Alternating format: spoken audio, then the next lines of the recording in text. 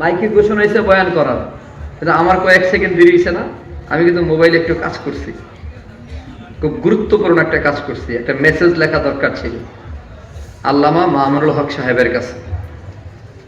এই মেসেজটা লিখে বয়ানটা শুরু করছি, কারণ এই মেসেজটা লেখার কথা ছিল আরো 1 ঘন্টা আগে। যাই হোক, আমাদেরকে আল্লাহ তাআলা কবুল করেছেন, এজন্য বলি আলহামদুলিল্লাহ। আরো মহাব্বতে বলি আলহামদুলিল্লাহ। আমি আপনাদের সামনে সূরাতুল ফাতাহের 29 নম্বর আয়াতের অর্ধেক তিলাওয়াত করেছি, যে আয়াতের ভেতরে আল্লাহ তাআলা তার রসুল এবং রসুলের সাথী সঙ্গী সাহাবীদের বৈশিষ্ট্য বয়ান করেছেন। এই বিষয়গুলো এজন্য একটু আলোচনা হওয়া দরকার, যেহেতু সাহাবা আজমাইন হলো আমাদের মডেল ইসলাম পালনে, ইসলাম ধারণে, ইসলামকে বুঝার জন্যে, ইসলামকে জানার জন্যে, ইসলামকে মানার জন্যে, ইসলামকে ধারণ করার জন্যে, ইসলামী বিধিবিধান পালন করার জন্যে, সব বিষয়ে আমাদের মডেল, আইকন, আইডল, অনুকরণীয়, অনুসরণীয় যে জামাত, ওই জামাত হলো সাহাবা আজমাইনদের জামাত। কিভাবে আমরা ইসলাম পালন করব, কিভাবে আমরা ঈমান আনবো, এই বিষয়গুলো ফলো করতে হবে নবীর সাহাবীদেরকে ঈমানের বেলায়।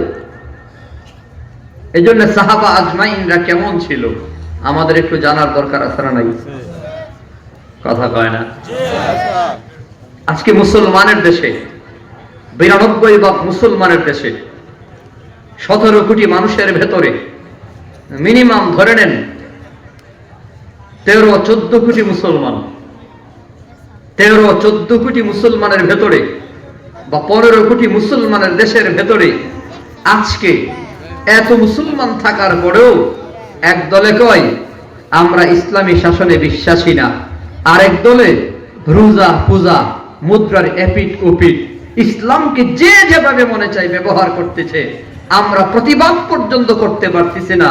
আমরা মুসলমানের সামনে একটা থিম, একটা আইডিয়া পর্যন্ত ধরে তুলতে পারতেছি না। তারা যেভাবে মনে চাচ্ছে ইসলামকে কাটছাট করতেছে, জবাই করতেছে, নিজেদের মন গড়া একটা ইসলাম মানুষের সামনে পেশ করতেছে। এজন্য আমাদের সচেতন হওয়ার দরকার আছে না নাই? মুহাম্মাদুর রাসূলুল্লাহ, আল্লাহ শুরু করেছেন এভাবে, মুহাম্মাদুর রাসূলুল্লাহ, মুহাম্মদ সাল্লাল্লাহু আলাইহি ওয়াসাল্লাম কার রাসূল? সবাই জোরে কান, আরেকটু জোরে বলেন, মুহাম্মদ কার রাসূল? আল্লাহর রাসূল মানে কি? বলে আল্লাহ তাআলা যাকে প্রেরণ করেছেন। বিশেষ করে রাসূল এর পরিভাষায় বলা হয় যিনি নতুন কিতাব নিয়ে আগমন করেছেন। রাসূল তাকেই বলে যাকে আল্লাহ তাআলা কিতাব সহ পাঠান।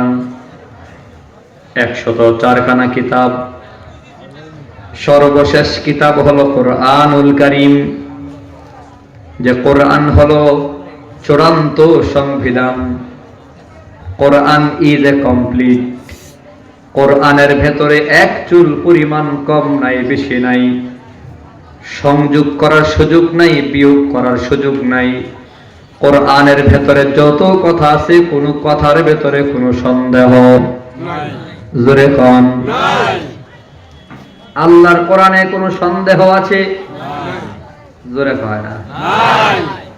লা রাইবা ফীহি, লা শাক্কা ফীহি। কোরআনুল কারীম এমন এক গ্রন্থের নাম যেই গ্রন্থের ভেতরে কোনো ভুল নাই, কোনো সন্দেহ নাই। বিসমিল্লাহির রহমানির রহিমের পা থেকে নিয়া মিনাল জিন্নাতি ওয়ান নাস সিন পর্যন্ত 30 পারা কোরআনের কোন জায়গায় একটা নুক্তা পর্যন্ত ভুল নাই, একটা নুক্তারও ভুল নাই। কোরআনুল কারীম শেষ কিতাব, যেমন কোরআন শেষ কিতাব, তেমনি ভাবে মুহাম্মদুর রাসূলুল্লাহ শেষ রাসূল। মুহাম্মদুর রাসূলুল্লাহর উপরে যেভাবে ঈমান আনা লাগবে, আল্লাহর নবীর যত আওসাফ আছে, নবীর যত গুণাবলী আছে, সমস্ত বৈশিষ্ট্য গুণাবলীর সাথে ঈমান আনা লাগবে। যেমন নবীর একটা গুণ হলো নবী শ্রেষ্ঠ নবী, আরেকটা গুণ আছে নবী শেষ নবী। আনা খাতামুন নাবিয়্যিন লা নাবিয়্যা বা'দি, নবী বলেন আমি হলাম শেষ নবী, আমার পরে আর নবী আসবে না। শ্রেষ্ঠ নবী যেমন মানা লাগবে, শেষ নবীও মানা লাগবে। যদি কেউ বলে মুহাম্মদ শেষ নবী না, এরপরেও নবী আছে, যেমন মির্জা গোলাম মোহাম্মদ কাদিয়ানী নিজেকে নবী দাবি করেছে, সে মুসলমান নাকি বেঈমান? মির্জা গোলাম মোহাম্মদ কাদিয়ানী নিজেকে নবী দাবি করার কারণে কাফের। মির্জা গোলাম মোহাম্মদ কাদিয়ানীকে যারা সমর্থন করে তারাও কাফের। মির্জা গোলাম মোহাম্মদ কাদিয়ানীকে যারা কাফের মনে করে না তারাও কাফের। পৃথিবীর বিভিন্ন দেশে কাদিয়ানীদের কাফের ঘোষণা করা আছে। বাংলাদেশে যারা কাফের ঘোষণা করতে গড়িমসি করে, বুঝবেন এরাও কাফের। কথা কয় না? আগামী নির্বাচনে আমরা তাদের পক্ষেই থাকবো যারা বলবে কাদিয়ানী কাফের। এবার ফাইসালা হয়ে যাবে, কাদিয়ানীর পক্ষে যারা দালালি করবে, আমরা এমন দালালদের জীবনে আর ভোট দেব না। রাজি আছি তো? যুদ্ধ মাঝে মধ্যে ভোটের মাধ্যমেও করতে হয়। 2022-এ আমি করেছি। দাঙ্গাবাজ, চান্দাবাজ, দালাল থানার দালালি করত, দুই গ্রুপের মধ্যে শুধু ঝগড়া লাগিয়ে দিত। ঘুরে ফিরে নেতা এবং নেতৃত্ব তারাই দিত। আমি অসহায়ের মতো এলাকার আশপাশ দুর্বল মানুষদের নিয়ে পরামর্শ করতাম, এই জালেমদের থেকে সাধারণ মানুষকে কিভাবে মুক্ত করা যায়। তো মুক্ত করার একটা পথ পেয়েছিলাম। নির্বাচনে সবাই প্রস্তাব করেছে, মুক্ত হওয়ার, মুক্ত করার একটা পথ, অনেক পথের মধ্যে একটা পথ হলো সামনে নির্বাচন, এদেরকে দাঁত ভাঙ্গা জবাব দিতে হবে, আপনাকে প্রার্থী হতে হবে। তো প্রার্থী হয়েছে সাধারণ মানুষ। প্রার্থী হওয়ার পরে তাদেরকে দাঁত ভাঙ্গা জবাব এভাবে দিয়েছে, তারা তিনজনে মিলে যত ভোট পাইছে, আমি একা তাদের চেয়ে বেশি ভোট পাইছি। এটাও একটা যুদ্ধ। জিহাদ বলছি না, যুদ্ধ, মনে রেখেন।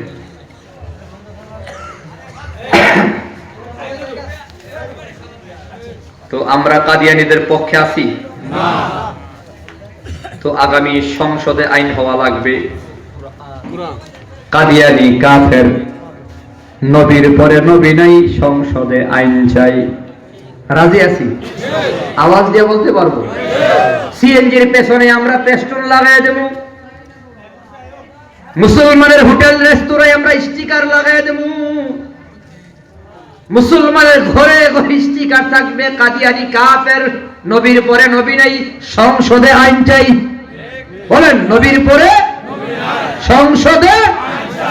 এই স্লোগানটা দিতে দিতে প্রত্যেক মুসলমান ইমানদার, প্রত্যেকের উপরে ইমানি দায়িত্ব, ফরজে আইন।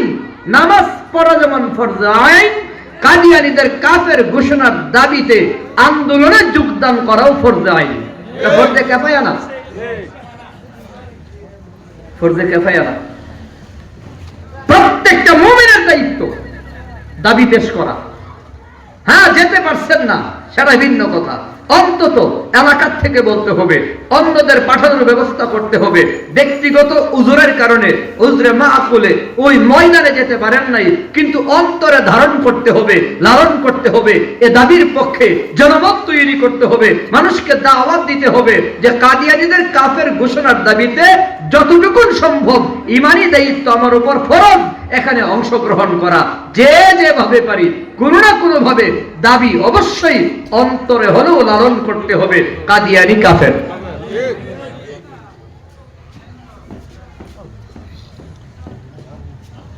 কাদিয়ানী কাফের, এটা ধারণ করতে হবে, অন্তরে যোগান দিতে হবে। আগামী 15ই নভেম্বর দাওয়াত দিছে আমার ভাই সোহরাওয়ার্দী উদ্যানে 15 তারিখে পাকিস্তানের ফজলুর রহমান সাহেব হুজুর আসবেন। পাকিস্তানের অনেক বড় নেতা, ভারত উপমহাদেশের বড় বড় হুজুররা আসবেন। কাদিয়ানীদের কাফের ঘোষণার দাবি আদায়ের জন্য তো পাকিস্তান থেকে যদি আসতে পারে আমাদের যাওয়ার দরকার আছে না নাই?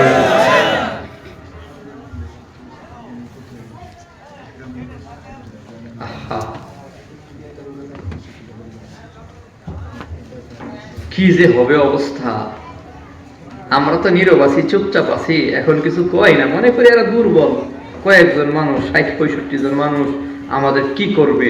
কিন্তু তারা দিন দিন অবস্থা এমন হবে যে আপনার সামনে আপনার ভাইকে পাড়া দিয়া জবাই করবে, প্রতিবাদ করার ক্ষমতা আপনার থাকবে না। এরা মানুষ কম হলেও তাদের পেছনে আমেরিকা কাজ করে, তাদের পেছনে লন্ডন ইংল্যান্ড কাজ করে, তাদের পেছনে ইসরায়েলের শয়তানেরা কাজ করে। এজন্য মানুষ কম হলেও তাদের শক্তি অনেক বেশি। তাদেরকে এখনই যদি নির্মূল না করা যায়, ভবিষ্যৎ প্রজন্ম বড় বিপদের মধ্যে পড়বে। মুহাম্মদ নবী কার রসুল? শ্রেষ্ঠ রসুল এবং শেষ রসুল, এটা মনে রাখেন। নবীর পরে আর কোন নবী নাই। ভাইজানের সাথে হাত তুলে তো ওয়াদা করছেন ঢাকায় যাবেন তো ইনশাআল্লাহ? হ্যাঁ, আমার একটু দেখান কারা কারা যাইবেন। হ্যাঁ, নবীর দাবিতে যাইবেন না কার দিকে যাইবেন? মিয়া চিকিৎসা করার লাগলে তো ঠিকই যাবেন। আল্লাহ কবুল করেন, সবাই বলি আমিন। কয়টা বাস যাবে? 20টা বাস, 10টা হাইস। ঢাকা ব্লক করা লাগবে, এনপিএম সরকারকে বাধ্য করা লাগবে যে কাদিয়ানীদের কাফের ঘোষণা আগে হবে, নির্বাচন পরে হবে। কথা কন ঠিক কিনা? নির্বাচনী খেলা বহু দেখছি, ঘুরে ফিরে চুর বাটপার দান্দালরাই ক্ষমতায় আসে। নির্বাচনে আমাদের তেমন আহামরি কোনো লাভ হয় নাই, মুসলমানের কোনো লাভ হয় নাই। তো এ জাতীয় ভংসং নির্বাচনী খেলা পরে কাদিয়ানীদের কাফের ঘোষণা করতে হবে আগে। এতে যদি আমাদের রক্ত দিতে হয় তো নবীর তরে রক্ত দেব, অসুবিধা কি? মুমিনের ঈমান তো এমন, ইন্নাল্লাহা আশতারা মিনাল মুমিনিনা আনফুসাহুম ওয়া আমওয়ালাহুম বিআন্না লাহুমুল জান্নাহ। নবীর প্রেম তো এটাই। সাহাবা আজমাইন আমার নবীরে কতটা মহাব্বত করছে, আমরাও তো মহাব্বত করি। আমার নবীর জীবনের দাম সাহাবাই কেরামের কাছে কত বেশি, আমার নবীর মহাব্বত সাহাবাই কেরামের দিলের ভেতরে কত বেশি। আমরাও নবীরে মহাব্বত করি, সাহাবা আজমাইনও মহাব্বত করেছেন। বাচ্চা সাহাবী নাম তার তলহা, তলহা ইবনে বারা রাদিয়াল্লাহু আনহুমা। বাপেও নবীর সাহাবী, নিজেও নবীর সাহাবী। 10 বছর বয়স বাবার সাথে নবীর দরবারে আসা যাওয়া করেন। এমন অনেক মুসল্লি আছে নিজের সন্তান নিয়ে মাদ্রাসায় আসে, মসজিদে আসে। এমন কিছু ভদ্র মুসল্লি আছে যে পীর সাহেবের সাথে সাক্ষাৎ করবে তো ছেলেদের সাথে নিয়ে যায়, মাহফিলে আসবে তো সন্তানরা নিয়ে আসে, হুজুর থেকে একটা ফু নিয়ে যাবো, হুজুর একটু ফু দিয়া দিয়েন, মাদ্রাসায় পড়ে দোয়া করে দিয়েন। এটা সাহাবা বলা আমল। আমার নবীর সাহাবী বারা তার সন্তান তলহাকে নবীর দরবারে নিয়ে আসেন। বয়ান শুনে সাহাবাই কেরাম নবীর দরবার থেকে বাড়ির দিকে রওনা করে পথিমধ্যে গিয়া তলহা তার বাবারে বলে, আব্বা জান একটু দাঁড়ান, আপনারা নবীর দরবার থেকে বয়ান শুনেন আর আমল করেন, আমলের বিনিময়ে আপনারা জান্নাতে যাবেন। আমার কি মনে চাই না আমিও নবীর সাথে জান্নাতে যাবো? জোরে কন্যা সুবহানাল্লাহ। 10 বছরের ছোট মানুষ জান্নাতে যেতে চায়। আব্বা জান আপনি একটু দাঁড়ান, নবীর দরবারে যায়। তালহা নবীর দরবারে আইসা নবীরে বলি, ইয়া রাসূলুল্লাহ, বাপ চাচারা বয়ান শুনে আর জান্নাতের পথে হাঁটে, এমন কোন সবক বয়ান আসেনি আমারে দেবেন যে সবকটা আদায় করে আমি তলহাও আল্লাহর জান্নাতে যাব, আপনার সাথে দেখা করব। আমার নবী কয়, দেখা যায় তলহায় আমারে বড় মহাব্বত করে, তবে একটু পরীক্ষা করা দরকার।